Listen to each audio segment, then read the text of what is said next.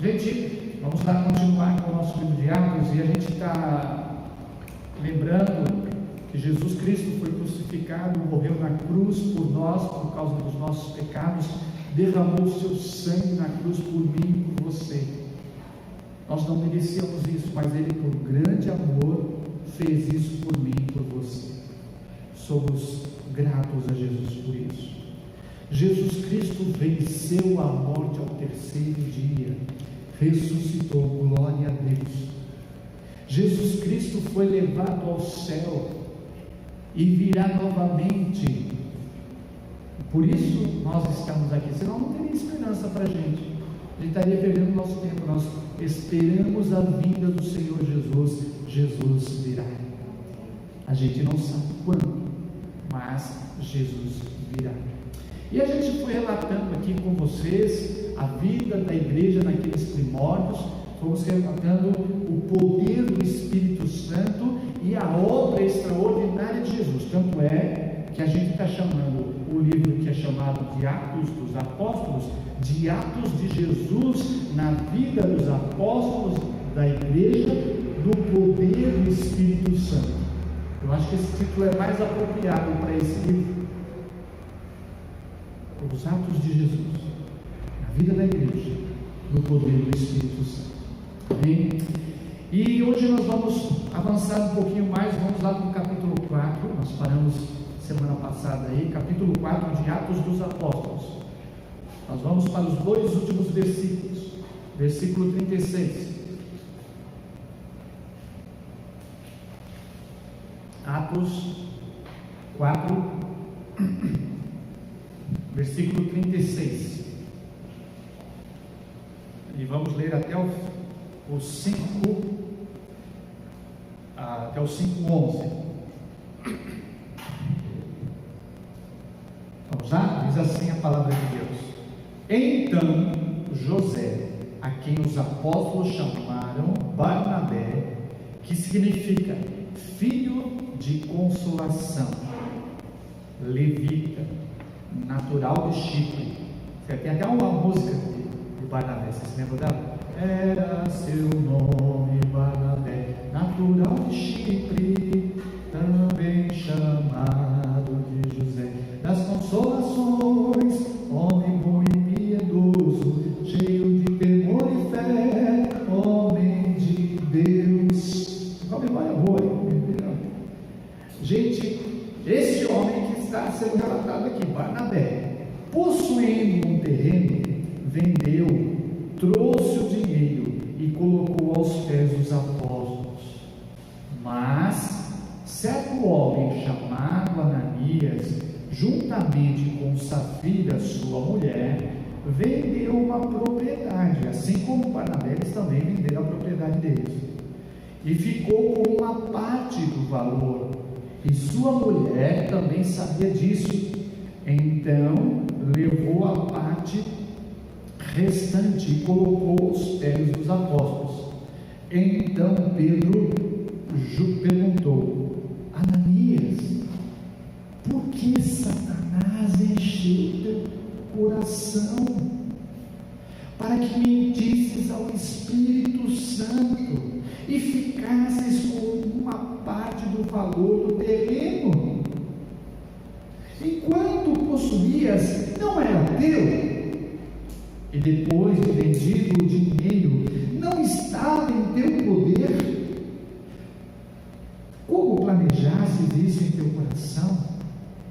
Não mentiste aos homens, mas a Deus. Ao ouvir essas palavras, Ananias caiu e expirou, e sobreveio um grande temor a todos os que souberam disso.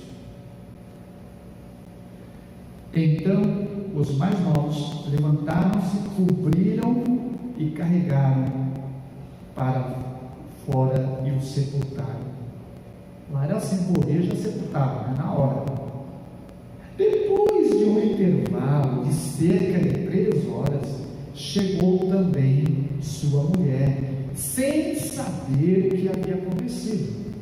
Pedro perguntou: dize-me, vendestes por tal quantia queria aquele terreno, ela que tinha feito um acordo com o marido respondeu assim: sim, foi essa a quantia. Então Pedro lhe disse: por que combinastes colocar à prova o Espírito do Senhor? Os que sepultaram o teu marido estão lá fora, eles também te levarão. Não brinca com Pedro. Pedro sabe das coisas. Não adianta você tentar enganar pessoas envolvidas com o reino de Deus. Na mesma hora, ela caiu aos pés dele e expirou. Então os mais novos entraram e acharam-na morta, e levando-a para fora, sepultaram-na ao lado do marido. E um grande temor tomou conta de toda a igreja, e todos os que ouviram essas coisas, e de todos que ouviram essas coisas. Tem aqui que o Senhor nos ajude a falar o que vamos falar hoje, porque o assunto de hoje não é um assunto muito fácil. Quero falar sobre o dinheiro na igreja. Falar sobre o dinheiro na igreja não é fácil, porque infelizmente muitas pessoas não percebem que o assunto dinheiro é espiritual, não é apenas material. Tem gente que pensa que dinheiro é assunto material, mas é espiritual. Sabe por quê? Se você não conseguir dominar o seu dinheiro, ele vai dominar você. Ele é mamon. O dinheiro domina, escraviza as pessoas. Pessoas que vivem em função do dinheiro não vivem. Elas são separadas da alegria da vida, porque o único fator que lhes interessa é o dinheiro. E tem muita gente perdendo a vida, perdendo a família, perdendo os negócios, perdendo tempo por causa do dinheiro. E esse texto nos fala do dinheiro na igreja. E a igreja não pode ficar escravizada a ele. Nós temos o Senhor é Jesus, mas o dinheiro é importante. Vocês concordam que o dinheiro é importante? Alguém não concorda que o dinheiro é importante? O dinheiro é problema? Problema para você? Não? É ou não é? A falta de dinheiro a falta de dinheiro é problema, não é? Mas o dinheiro em si não é problema. O fato é a visão que você tem do dinheiro, o que você pensa a respeito dele, o que ele é para você. É importante. Tanto é que Billy Graham, evangelista mundial, disse o seguinte: a igreja se faz com o poder de Deus, o poder dos homens e o poder do dinheiro. Olha só o que ele diz. Porque nós precisamos entender que o dinheiro pode ser muito bem usado no reino de Deus. Ah, mas tem isso, tem aquilo. Isso não é nosso problema. Nosso problema é entendermos. Eu tive duas experiências que eu vou relatar para vocês agora. Há um ano atrás, eu estive com um pastor de uma igreja na periferia. A gente é periferia também, mas ela é bem mais periferia que a nossa. A capacidade do tempo deles é metade do nosso aqui, tranquilamente. Não cabe tanta gente lá quanto aqui, juntando a galeria. Lá tem galeria, mas a galeria é meio pequenininha. E o pastor estava me falando da história das obras que eles construíram. Eles fizeram uma reforma lá, gastaram dinheiro e tal, e está bonito lá. E ele me falou: e eu estou ganhando X da igreja. Como isso? Uma igreja daquele tamanho, na periferia, a gente sabe que lá não tem gente com dinheiro, e ele está ganhando um bom salário. Agora deixa eu contar uma outra história para vocês, que foi lá quando eu comecei meu ministério, que eu ainda nem era pastor, e estava recebendo um sustento para dirigir uma pequena congregação lá em Sorocaba, que hoje é uma igreja. E eu ganhava um valor lá naquela igreja, mas era um valor pequeno, muito pequeno mesmo, muito pequeno. É um rapaz solteiro. Eu aceitei o desafio, fui lá, Graças a Deus não me arrependo, porque o Senhor me sustentou. O Senhor sustentou minha vida ali. E foi até lá um grande pregador. Eu o considerava uma das mentes mais brilhantes do Brasil. Inteligentíssimo. Pastor de uma igreja média grande aqui de São Paulo.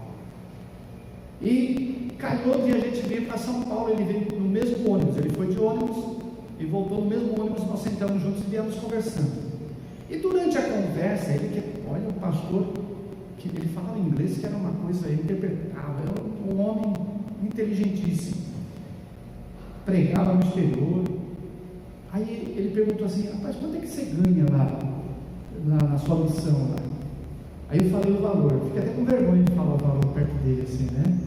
Ele falou: menino, você ganha tudo isso? Eu fiquei assim: qual será o salário desse homem? Igreja grande e tal, cheio de dinheiro lá e tal. Eu percebi duas coisas diferentes. A igreja desse pastor da igreja pequena lá é uma igreja que entendeu o que deve fazer com o dinheiro. A da igreja grande era assim, ó. Era assim. Ela não sabia compartilhar. Porque quem tem dinheiro é uma coisa interessante: quanto mais compartilha, mais tem dinheiro. Quem retém demais seca. É interessante, dizem, eu nunca vi isso, mas os estudiosos dizem que se tem uma corrente, um riozinho nascendo e a água indo, se você reter aquela água, a água volta para a fonte e o rio estanca, para de ser rio. Interessante isso. Por isso que o rio tem que ir. Por isso que a gente não pode reter dinheiro, principalmente dinheiro que é do Senhor. A gente não pode reter no nosso bolso, é do Senhor. O pastor Paulo Aires, ele disse o seguinte: o bolso da gente é o último a se converter e o primeiro a esfriar. Qualquer coisinha na igreja: não vou mais ser dizimista, não vou mais entregar o dinheiro para a igreja para ajudar ali. A primeira coisa que esfria é o dinheiro, é o bolso.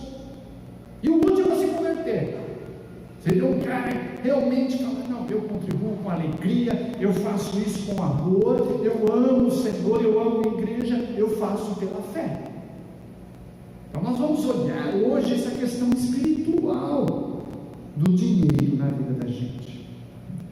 A primeira coisa que eu aprendo aqui nesse texto com Barnabé é que a nossa oferta, ela deve ser uma oferta generosa, cheia de generosidade e de fé. Se não for assim, nem faça.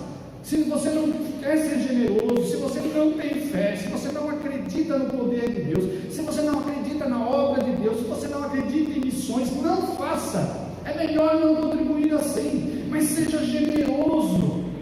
Faça por fé, não como, infelizmente, muitas denominações, igrejas que a gente às vezes nem pode chamar de igreja, tem feito por aí, que é na base da coação. Eles ficam coagindo as pessoas a entregarem seu dinheiro, a entregarem a sua casa, a entregarem o seu carro, a entregarem tudo na igreja. E isso não é bíblico. A Bíblia nunca fica fazendo esse tipo de coação. Esse tipo de oferta também não é boa. Uma vez eu tive que ir a um lugar e estava um sol muito forte, muito quente, e tinha uma dessas igrejas muito grandes que fica aberta, sabe, igreja supermercado, fica aberta o dia todo. Passa quem quiser lá e deixa uma ofertinha lá. E eu entrei naquela igreja, sentei lá no fundo, porque estava calor demais, e o banco ia abrir só uma hora depois, estava um sol muito forte, o banco era bem em frente a essa igreja. Eu falei: aqui tem um banquinho e tal. Sentei lá no fundo, era enorme, enorme, e tinha um povo na frente lá, sentado assim nos bancos da frente, e um pastor lá pregando. O pastor lá pregando. E aí o que aconteceu? De cada 7 palavras, de cada 10 palavras que ele falava, 7 eram dinheiro. Ele só falava de dinheiro, o tempo todo de dinheiro, e que você tem que dar, tem que contribuir. E aí ele começou: agora eu quero ver quem é de fé aqui que pode contribuir com 5.000 reais. Foi ninguém. Aí ele baixou para 2.000 reais, não foi ninguém. Baixou para 1.000 reais, não foi ninguém. Quando ele chegou lá nos 200 reais, já levantou um e foi. Você vê, olha a coação psicológica que ele faz. Joga o valor lá em cima e vai descendo, porque o cara fala: pô, pelo menos 200 eu posso, pelo menos 500 eu posso, pelo menos 100 eu posso. Então isso é uma coação psicológica, é uma armadilha, que igreja não precisa disso para levantar fundos para fazer sua obra. Não é na base da coação, do exercício psicológico, de fazer pressão para constranger as pessoas, falando que elas não têm fé. Você não dá o dinheiro na igreja porque você não tem fé. Pelo contrário, as pessoas dão porque têm fé. As pessoas dão porque são generosas. Dinheiro não deve ser usado na igreja como barganha. Você vai nessas espelungas por aí, eles dizem assim: se você der sua casa, Deus vai te dar 2 casas. Isso é mentira. Deus não quer fazer esse tipo de barganha. Deus quer salvar você do pecado. Deus quer purificar sua vida. Deus quer fazer de você um homem melhor, uma mulher melhor. Deus quer fazer de você um cidadão melhor. Ele não quer fazer barganha com você. Você quer casa? Vai no banco financiar, entra lá na Minha Casa Minha Dívida. Entra naquele negócio lá e fica o resto da vida pagando. Mas a igreja não é lugar disso, local de se barganhar com Deus. Eu dou para Deus. Quanta gente entrega a chave de carro, fica arrependido, depois vai lá brigar e para tirar a chave de volta daqueles caras. Os caras têm uns advogados bons, porque é doação, e tem lei para proteger esse pessoal. Então, dinheiro na igreja é assunto espiritual. Também não deve ser obrigado, ninguém é obrigado a doar nada na igreja. Você faz com generosidade e fé, simplesmente isso, porque você ama Jesus, você crê na obra, e você entendeu que a liberalidade é uma coisa muito boa para a sua vida. Por isso, a nossa oferta, o nosso dízimo, ele é feito com liberalidade. Com liberalidade. E o que é liberalidade? É toda disposição a título gratuito, pela qual alguém confere bens, vantagens, dinheiro, direitos a outrem. Por quê? Por motivos diversos, tais como afeição, gratidão, dedicação, caridade. Isso é liberalidade. Não importa a motivação, a pessoa ela tem liberdade no coração em fazer, em ajudar, em dar ao próximo, em doar. Impressionante. Eu conheço gente que tem muito dinheiro, e os camaradas investem muito em doação. Até aqueles que não creem em Deus doam muito. Eles acreditam que doar faz parte do seu progresso, da sua prosperidade. Quanto mais tacanha, quanto menor a cabeça da gente em ajudar, em doar, parece que o dinheiro corre da gente. O dinheiro vem para quem quer circular, para quem quer fazer o rio correr, e ele morre em gente que o retém, que não entendeu. Isso não tem a ver também com a administração pessoal. As pessoas precisam entender, administrar dinheiro. Dinheiro é uma coisa importante, gente. Dinheiro é uma coisa muito importante. Guardar dinheiro é importante. Eu não estou falando que você deve pegar o seu dinheiro. O pastor falou lá de liberalidade, vou dar todo o meu dinheiro. Aí você vai ficar com o quê? O camarada chegou para mim: pastor, eu quero dar Novos Testamentos em todos os presídios do Brasil. Eu falei: que bom, rapaz, olha, você quer fazer isso? Quero. E como é que você vai fazer isso? Eu vou vender minha casa essa semana e vou dar todo o dinheiro para a igreja. Aí eu perguntei para ele: e sua família, como é que faz? A gente se vira. Eu falei: como a gente se vira? Não, a gente dá um jeito, eu quero fazer essa oferta. Eu falei, não, obrigado, eu não quero. Nós não precisamos desse dinheiro. Gente, tem que ter juízo. Tem que ter juízo. A família vai viver como? Vai morar onde? Não é nada disso. Pessoas liberais, elas sabem também que precisam ter. Elas não ficam simplesmente, vai liberando, vai dando e dá o que não tem. Aí é burrice, não é liberalidade. É muito sério esse assunto. Então, a primeira coisa que eu aprendo aqui com Barnabé, esse levita, homem piedoso, homem temente ao Senhor, é que para se dar qualquer quantia, e olha só, ele vendeu uma propriedade e deu toda a propriedade, todo o valor. Por quê? Porque eles tinham a expectativa que Jesus já viria naqueles tempos, já chegaria. Então, eu sou levita, eu vou ser um pregador do Evangelho, não preciso de dinheiro. Estava dando dinheiro aí, colocou aos pés dos apóstolos, como a gente já falou na semana passada, eu já expliquei isso. Era uma expectativa. Hoje a gente não pode fazer isso. Nós precisamos viver, precisamos trabalhar, precisamos investir, precisamos crescer, precisamos empreender, precisamos ir à frente. A vida não é romance. A vida não é romance. Nós temos que ter os pés no chão e a cabeça no céu. Não é só a cabeça no céu, porque não tem pé no chão. Aí é emocionalismo. Barnabé foi esse grande exemplo. A segunda questão que eu quero destacar quanto às ofertas na igreja é a questão da honra. Quem oferta por generosidade e por fé está honrando a Deus com seus bens. Lá em Provérbios capítulo 3, verso de número 9, Provérbios 3, 9, a Bíblia diz assim: honra ao Senhor com os teus bens e com a promessa e com as primícias de toda a tua renda.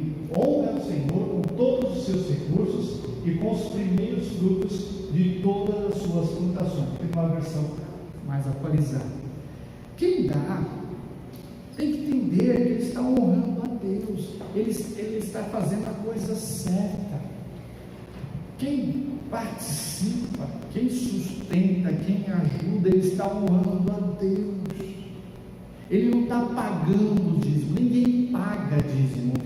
Dízimo não tem carnê, oferta não tem carnê, você faz por liberalidade, e pessoas liberais sempre vão além. Ananias e Safira não honraram ao Senhor, porque o coração deles estava cheio de más intenções, porque Satanás encheu o coração deles. É interessante que no grego, a mesma palavra que é usada por Paulo, falando sobre ser cheio do Espírito Santo, Pedro usa aqui para falar que Ananias e Safira foram cheios do diabo, cheios de Satanás, cheios de coisas ruins. Quem age assim está agindo em desonra. Honrar a Deus é obedecer ao Senhor. Eu amo a Deus, eu canto que amo a Deus, mas não honra, não obedece.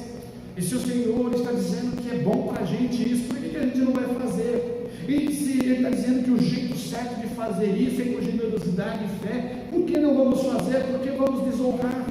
Então, cada vez que você pega esse envelope aí, ou mesmo traga um dinheiro na cesta, você tem que fazer isso porque você está honrando ao Senhor. Eu conheci gente que levava tão a sério isso, que ele pegava, ia ao banco e dizia para o caixa: eu quero dinheiro novo, nota novinha. Aí o caixa perguntava: por quê? Porque eu vou entregar minha oferta lá na igreja. Olha só, não precisa ser isso, mas veja a compreensão que essa pessoa teve. Algumas pessoas têm essa compreensão ampliada, 10 vezes, 20 vezes mais. Um industriário lá nos Estados Unidos, o nome dele é bem complicado, é Letourneau, se escreve Letourneau. Esse homem entendeu o conceito de honrar a Deus com seus bens, com doar, com participar. E ele entendeu que ele precisava dos 10% para a sua vida e que 90% ele ia ajudar as pessoas, ele ia ser juiz, ele ia dar ofertas na igreja, ele ia investir em missões. Então ele pegava 90%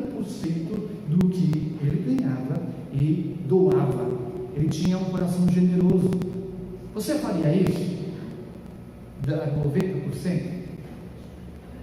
Tem gente que para dar 5% já é um negócio, 1% então, não é? Tem gente que 0,5%. Não importa, a gente vai entender esse negócio da honra.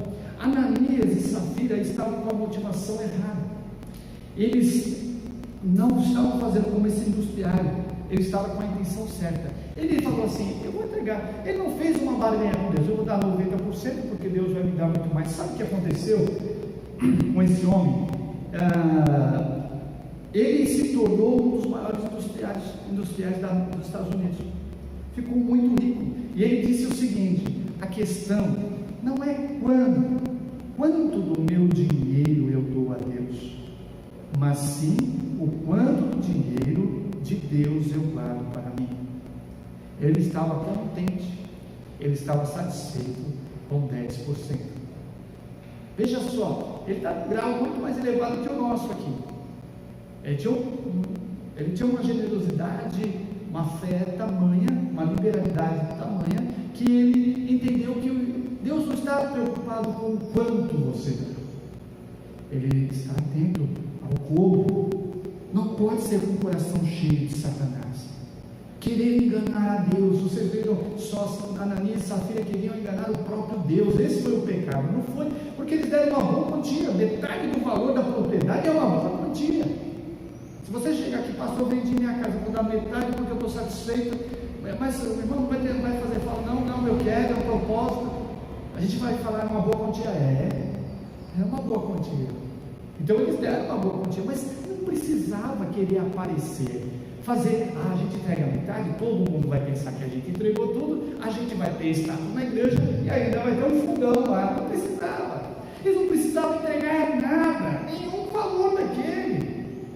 Não era essa a questão, não era o quanto. Eles estavam preocupados com a sua ascensão na igreja, o poder político que eles teriam ali. Eles brincaram com Deus, eles desonraram a Deus. Gente, isso é um assunto sério, muito sério. Custou a vida de 2 pessoas. Brian Club, ele fez uma pesquisa nas igrejas que doam, que igrejas somos nós, pessoas generosas que entregam seus dízimos e pessoas que não entregam dízimo. E ele disse o seguinte na pesquisa, no final da pesquisa, ele disse: o estranho é que um dizimista, um ofertante, olha para a situação que ele está vivendo e diz a si mesmo: bem, eu estou melhor porque eu dou. Veja bem, aquele que entregava, ele fala: eu estou melhor do que no passado porque eu dou, eu reparto, eu sou ofertante. Já o não dizimista, o que não oferta, ele olha para a sua situação e diz: eles dão, eles ofertam porque eles estão melhores, por isso eles ofertam. Veja só a discrepância. Quem não oferta não está bem, e ainda fala que o outro está ofertando que está bem, e o que está bem diz assim: eu estou bem porque eu oferto. Vamos honrar o Senhor também com os nossos bens, irmãos, talentos. É muito importante. Eu honro o Senhor com os meus talentos, com tudo que o Senhor me deu, mas também com os meus bens, com as nossas finanças. Para isso também precisamos de temor e alegria na hora da oferta. Temor e alegria. E para termos isso, temos que ter um coração cheio do Espírito Santo. Que coração cheio do Espírito Santo não é triste. Para onde você mais olha hoje na sua vida? Fala aí para mim. Para o celular. Concorda comigo? Ou estou mentindo? Quem olha para o céu aqui, como geralmente olha para o céu? Quantas estrelas tinha no céu ontem? Alguém viu? Tinha nuvem, né? Tinha a lua, né? Vocês viram que lua que era ontem? Sabe, a gente precisa aprender a olhar para o céu. Olha para cima. Olha para cima. Você já viu o teto dessa igreja? Dá uma olhadinha. Olha para o céu. Às vezes a gente não sabe que é um teto de um homem, né? A gente está olhando sempre para baixo. Incrível isso. Incrível isso. Neurolinguística diz que as pessoas que olham mais para o céu são mais felizes. As pessoas que andam com a cabeça baixa são mais tristes. Que interessante, né? Isso é científico, não é um dado que eu estou inventando aqui. Olha para o céu, gente. Para de olhar para a sua mesquinhez. Para de olhar para os recursos que você tem, que você acha que são tão valiosos. Oh, meu Senhor, continua olhando para cima. Continua olhando para aquele que pode me dar. Ananias e Safira não entenderam a lição. Não era o quanto, mas era o como. Pastor Ari Veloso, alguém conheceu o pastor Ari Veloso aqui? Já falecido, homem de Deus, foi pastor da Igreja Batista do Morumbi. Eu estava com ele, a gente estava conversando, o pastor conversa sobre Bíblia, uma coisa, ele disse assim: sabia que os judeus, no tempo bíblico, eles entregavam mais de 28% de dízimo? Porque tem um dízimo do dízimo, tem um monte de, se você ler a Bíblia, você vê que tem um monte de dízimo e ofertas. Então o judeu se prendia muito ao quanto, mas não ao como. A gente não está preocupado com o quanto você vai dar, mas o como você vai dar. E esse como tem que ter alegria, tem que ter temor, respeito, reverência, mas alegria. O Senhor ama o que dá com alegria. Lá em 2 Coríntios, capítulo 9, 2 Coríntios, capítulo 9,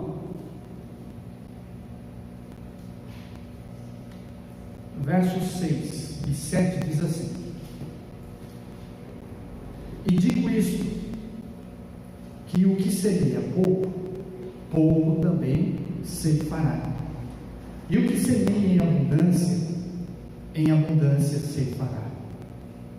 Cada um contribua segundo propôs no seu coração, não com tristeza ou por necessidade, porque Deus ama ao que dá com alegria, porque Deus ama ao que dá com alegria, com muita alegria. Dar é uma atividade apreciada por Jesus. Jesus ele aprecia pessoas assim, generosas como ele, porque Jesus deu tudo. Deus deu tudo. Deus não deu dízimo, Deus deu tudo por nós. Todos os seus recursos ele entregou o seu filho, e o seu filho entregou sua vida, derramou todo o seu sangue por nós. Quer mais prova de liberalidade do que essa, de generosidade do que essa? Não existe. E aí você achando que R$5 vai resolver sua vida? Nós temos que aprender a ter alegria. Não vou entregar aqui com tristeza. Jesus aprecia, tanto é que aquela viúva, vocês se lembram que ela entregou 2 moedas e havia outros homens judeus lá entregando o que sobrava, era muito dinheiro, que eles ganhavam muito dinheiro, davam lá, colocavam, acho que ele chegava assim no gasofilácio, pegava o dinheiro e balançava. Aí veio uma viuvinha com 2 moedas, talvez com receita, 2 moedinhas. Sabe quem estava de olho naquela oferta? Jesus. Ele está vendo aquela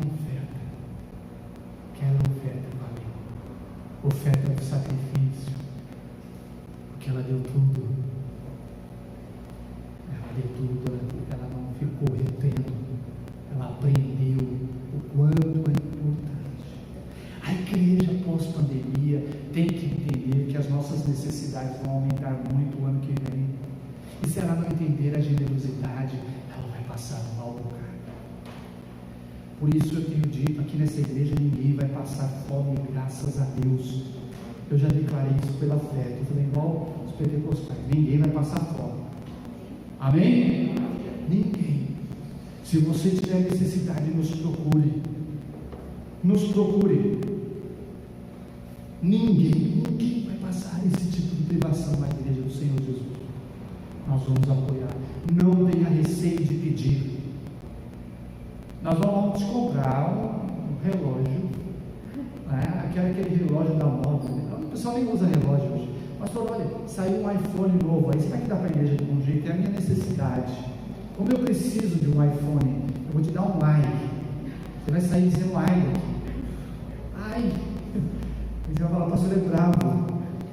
Mas quem chegar aqui e falar, estou precisando de arroz, estou precisando de óleo, estou precisando de feijão, estou precisando de dinheiro para condução para o meu primeiro emprego, nós vamos ajudar. Amém? Nós vamos ajudar. Nós vamos acolher com o coração aberto. Essa é a função da igreja.